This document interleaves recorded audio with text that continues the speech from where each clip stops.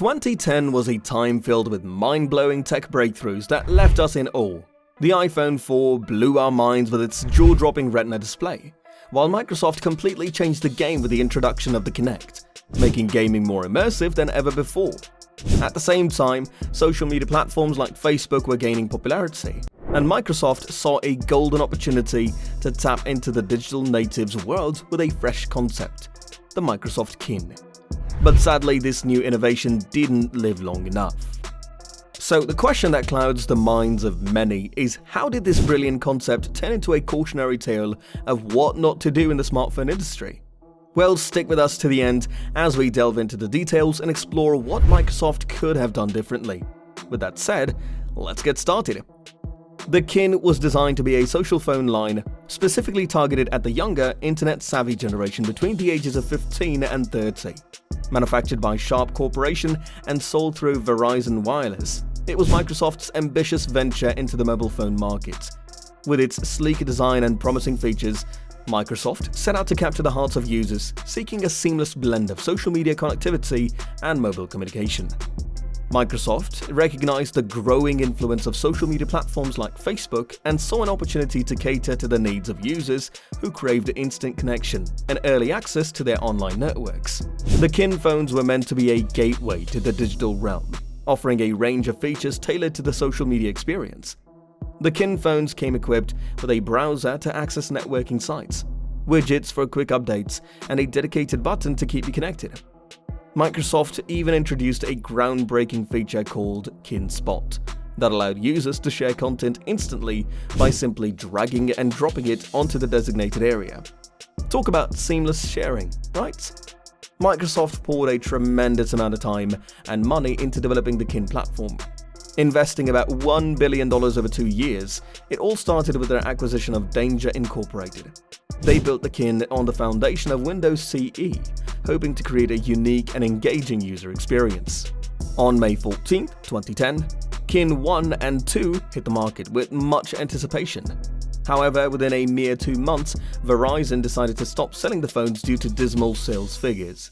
It was a significant blow for Microsoft. They had to abandon their plans for a European release, halt promotions, cease production, and even reassign the Kin development team to other projects.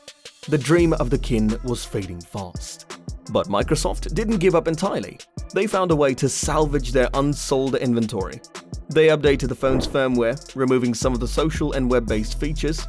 In December 2010, these revamped units were offered as limited feature phones called the Kin 1M and the 2M, available exclusively through Verizon stores. It was an attempt to recoup some of their losses and make the best of a challenging situation. However, the fate of the Kin was sealed. In August 2011, Microsoft officially discontinued the Kin 2M. It was a stark reminder of the Kin's short-lived existence and the challenges Microsoft faced in the competitive mobile phone market. But alas, even with such ambitious aspirations, the Kin stumbled upon some critical missteps that ultimately led to its downfall. Let's explore the factors that contributed to this unfortunate turn of events. So why was Microsoft Kin a disaster? You might be thinking, hey, Windows OS isn't that bad. What went wrong with the OS of Kin? Well, the problem was that Kin didn't use Windows. Microsoft introduced a new operating system called Kin OS, which was a hybrid of Windows and entirely new software. This departure from the familiar Windows ecosystem confused mobile phone users and reviewers. They wondered why the features of Kin were not included in the Windows phones that came later. Microsoft probably realized that having 2 different mobile operating systems under their brand would lead to complications and confusion. Kin was intended to be a phone specifically designed for social media and internet-savvy individuals. It included a browser to access networking sites and widgets. However, one of the main reasons people buy smartphones is to use a wide range of apps, games, productivity tools, planning apps, and more. Unfortunately, Microsoft made a significant misstep by removing the ability to download these apps on Kin phones. As a result, what could have been an interesting and unique piece of technology turned into a rather pointless feature phone. Now, let's talk about pricing. Initially, the release prices for Kin 1 and Kin 2 were $50 and $100 respectively. At first glance, these prices may seem affordable. However, when considering the long-term costs, it's a different story.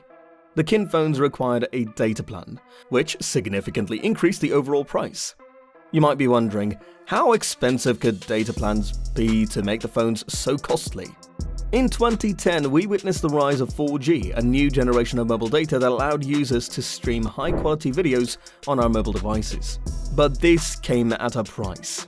When customers purchased a Kin phone, they were locked into a 2-year contract with Verizon, which included data and voice charges that could go up to $70 per month. This meant that owning a Kin 1 for 12 months would cost a staggering $890.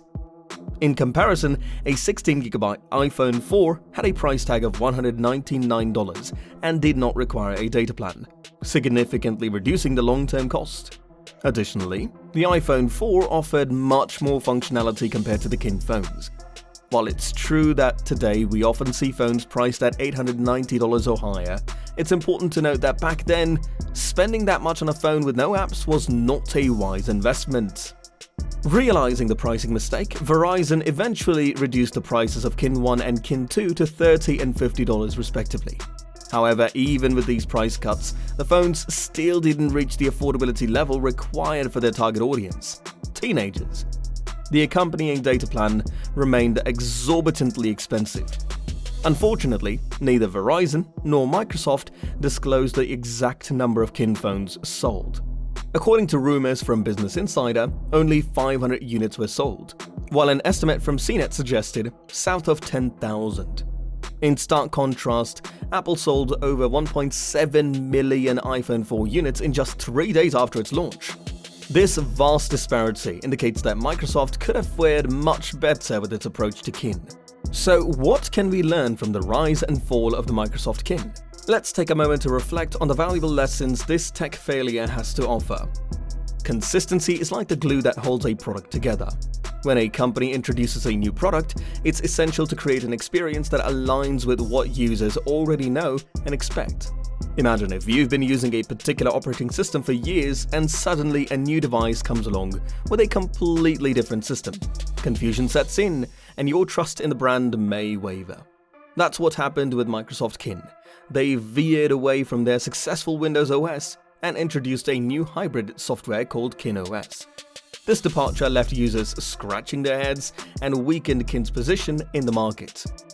Understanding your target audience is another crucial aspect of product development. The Kin was designed to appeal to social media enthusiasts, which was a great starting point. However, it failed to recognize that users wanted more than just social media connectivity. People have diverse needs and desires when it comes to their devices. They want a wide range of apps and functionalities to enrich their experience.